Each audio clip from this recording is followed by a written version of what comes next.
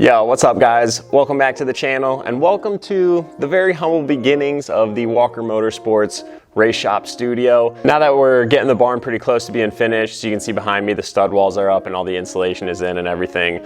Videos on that are coming soon. I just haven't posted them yet because I've been trying to get work done in here as fast as possible because it's freezing outside.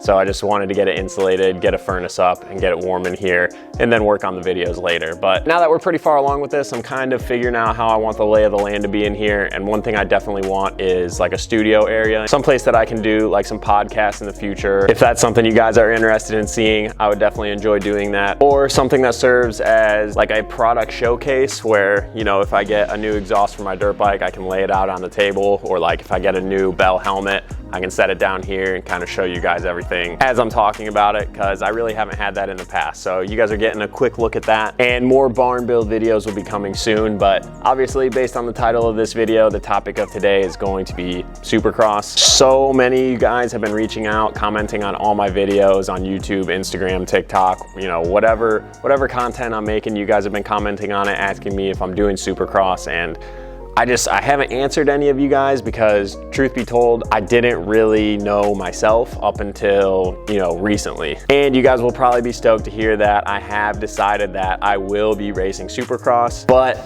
not in 2022. And there's a bunch of reasons why. Obviously, you guys know last year did not go according to plan. I went out to California a couple months before the West Coast 250 started, and the plan was to race that.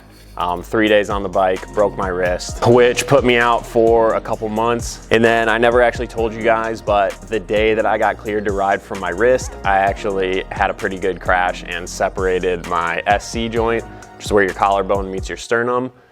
Most people, when they crash, they separate the AC joint, which is where your collarbone meets the outside of your shoulder. I actually hit so hard on my left side that I separated my right SC joint. So it was just bad circumstance after bad circumstance. I never really felt comfortable, and once I decided to just focus on outdoors, I pretty much had it in my head that Supercross just was not the move. Times are super different now, where amateur kids are groomed to race Supercross. You know, Minios has Supercross, they have the SX Futures. Every training facility has like an amateur Supercross track and a full Supercross track, so they can kind of work their way up to it. When I was an amateur, it was not like that. I'm 26 now, so you know, when I was an amateur, it was like 2010 to 2012, 2013 era, and back then it was not the norm for privateer kids like myself to come right out of the amateur scene and go to Supercross. Like, most people my age didn't race Supercross unless they were, you know, at a factory level or right on the cusp of being a factory rider, and they were, you know, looking to chase that down. But pretty much all my friends that I grew up racing with who eventually went pro, not a single one of them did Supercross. And when I finally decided to do Supercross, they were all like, dude, you're nuts. Like, why would you do that? And truth be told, I felt super pressured to do it. I'm not gonna say I didn't want to do it last year, but I definitely was worried about it because I had never had Supercross experience before. Never ridden an amateur Supercross, never really ridden a full-blown Supercross track before. I never thought that I'd be racing Supercross, so I never took the time to develop the necessary skills beforehand and kind of ease my way into it. And obviously, you guys know it ended up being pretty crappy. So once I ended up getting hurt twice last year, I definitely had some resentment. I felt like I was kind of pressured into doing something I didn't want to do, and then it ended up being as bad as I thought it was going to be. I just couldn't justify doing it when it was that dangerous. But the more I've been thinking about it lately, the more I'm kind of realizing that, you know, Supercross isn't as dangerous as everyone makes it out to be if you take the right steps and kind of ease your way into it. The dangerous part was the way that I went about it. You know, going out to California where there's all those really gnarly dudes, you know, there's a lot of guys out there spinning laps from sun up to sundown, so the tracks get absolutely baked. It's just not a very good environment for a beginner Supercross rider. With the dirt being really hard packed, you know, all those fast riders out there, it was just super overwhelming, and I felt like I had to do things before I was ready to do them, and obviously that resulted in injury. So I'm obviously not gonna be racing Supercross this year, but as soon as the 2022 outdoor season is done, I'm gonna be heading down somewhere on the East Coast, spending a lot of time, you know, warming up on an amateur Supercross track, hopefully find someone who is either a retired Supercross rider or a veteran Supercross rider who's looking to take someone under their wing, start out on the amateur Supercross track, spend like a month or two riding that, just getting comfortable, getting my timing down, and then slowly working my way up to a full-blown Supercross track and just doing it the right way this time. Because to be perfectly honest, you know, after 3 days of Supercross last year, I actually was pretty stoked on the skill that I had in Supercross, and I think being that I'm a pretty smart and smooth rider, I think I could be really good at Supercross if I go about things the right way. It's just I need to build some necessary skills and strengths this summer that will help me be safe in Supercross next year. So there you guys have it, official announcement. Next year, 2023, I'll be racing Supercross again, but I'm gonna be a much smarter and much more prepared person, and hopefully things will go much, much better. But I mean, I know you guys will be stoked to hear that, so there you have it. But this video would be way too short if it was just an announcement, so I'm actually gonna get started on preparation in this video. Even though it's freezing cold outside here in Michigan, there's a lot of things that I can do to start preparing myself right now. And one of the big things that I can work on is riding BMX. You guys probably know at this point, but a lot of the all-time greats in Supercross, the big one being Jeremy McGrath, the king of Supercross. Cole Seeley's another big one. But those guys came from BMX backgrounds, and you can tell by their technique that those guys are just really good at like using their legs and their lower body to pump the bike and push the bike down in the transitions, and they just use their body really efficiently and effectively to help them get over those obstacles, and that's something where I feel like I could use some work. So I'm gonna be proactive a whole year ahead of time, start getting comfortable on a BMX bike. And it just so happens that one of my longtime sponsors, Cannondale Bicycles, just came out with their new Dave Dirt Jumper BMX bike, and I approached them with this idea, and they were like, heck yeah, Jaywalk, anything you need to help you get ready for Supercross, we got you. So they sent one out to my local bicycle shop, Spoke Life Cycles. So we're gonna go put that together, and then we're gonna load up Big Red, and we're gonna head to Ray's Indoor Mountain Bike Park, shred the new Cannondale Dave, and you know, start getting the technique for Supercross down. I'm excited to get some Supercross prep underway, so I'm gonna head over to Spoke Life, build that bike, and then let's go hit Ray's.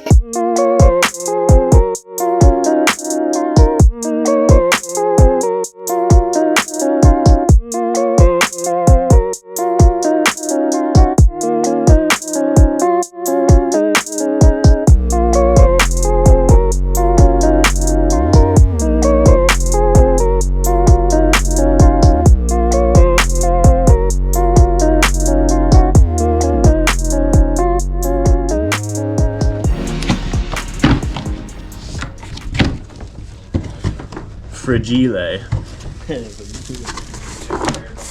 Woo! Ladies and gentlemen, it's here. The Freshie. You gotta get the pedals and the seat out. Nothing like a good new bike day. So the kid on your screen now is the local pro, RJ Schroyer. We grew up together, went to high school together, elementary school, middle school, all that. We grew up like 2 miles down the road from each other, and now we're racing pro motocross together. So we're going to be traveling and riding a lot this spring, so you guys will definitely get used to seeing RJ on the channel. What you got?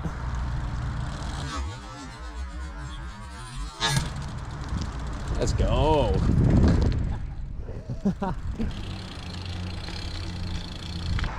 Wide open, do a bunny hop right into the pile. Right out into the road, Yeah. get hit by a car, season's done. They're I ready. say we load these bad boys up in old red. Yeah. Send it to Ray's. Really put these things through the paces. Yeah. Cameras on, baby. You ready to get Sandy?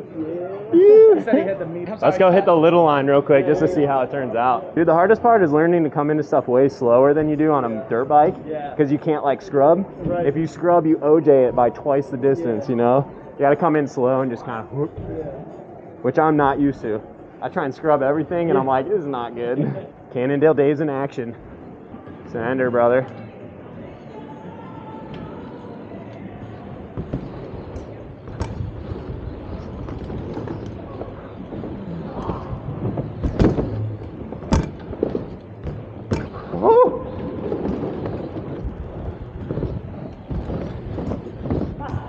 Yo! Well, we got KTM logos.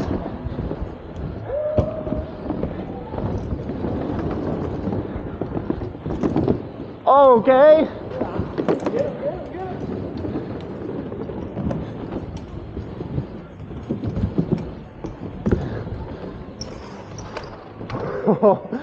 I was about to square you up like Vince Freeze. True Supercross practice. You get the little, like on the second straightaway in this, where this guy in the green shirt's coming right now. Little step up double table. And then KTM corner, another double. I can see why people who are good at BMX are good at Supercross. Yeah. Just the pumping and the timing and stuff. Yeah. Like if you don't land each one perfectly, it's hard to clear the next one. Yeah. And it's like a lot of front wheel, back wheel. Yeah. Front wheel, back wheel. You can't like. Yeah, exactly. You got to jump nose down, kind of. Just trust you're not gonna go OTB.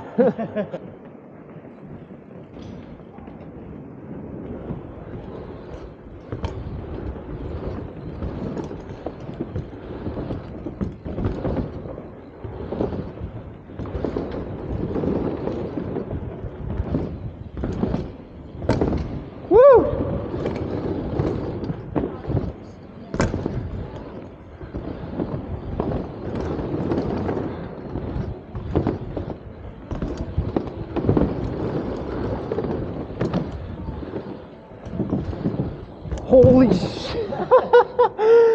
Oh my god, dude. We got a little gap. Yeah, send her. Yeah.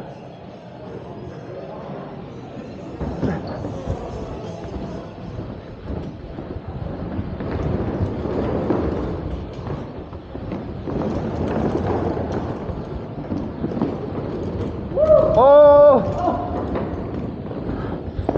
It's alright, we got a lapper on the course. We're gonna have to deal with that.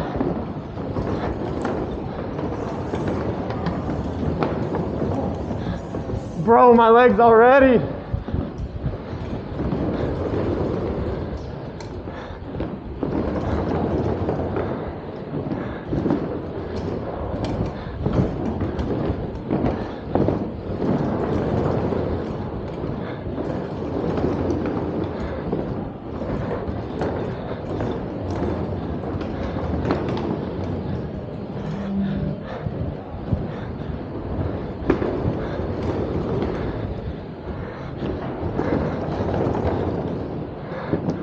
Oh my gosh, bro.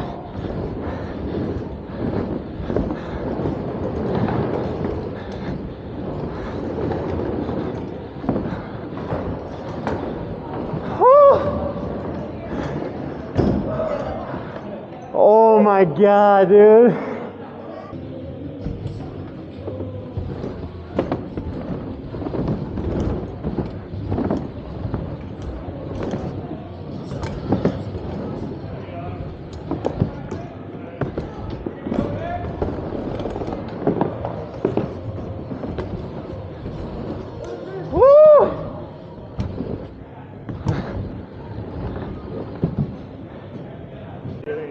You dropping in right now? You doubled his first deal? Huh? You doubled his first deal? I manual through it. Okay. I'll follow you. We'll get it on cam.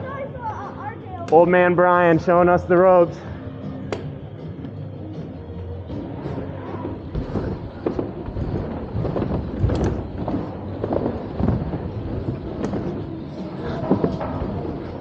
Whoa!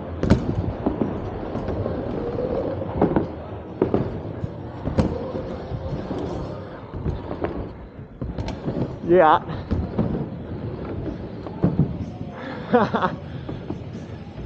Dude, that's pretty sick. We'll finish this video out watching our homie David Lieb shred the skate park in Rays. He's a professional slopestyle rider. He does a lot of BMX. Obviously, you guys will see he's absolutely mental on a bicycle, so pretty sick.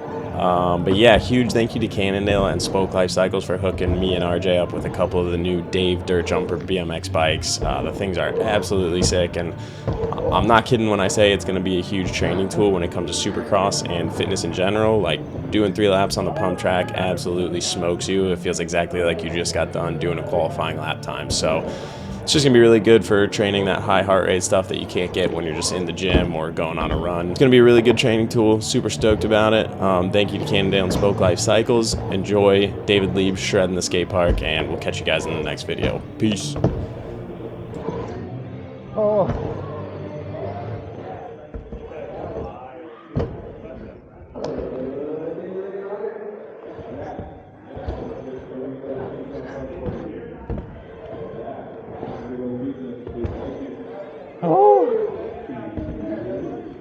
Oh I'm tired. I guess we're shredded this room all right.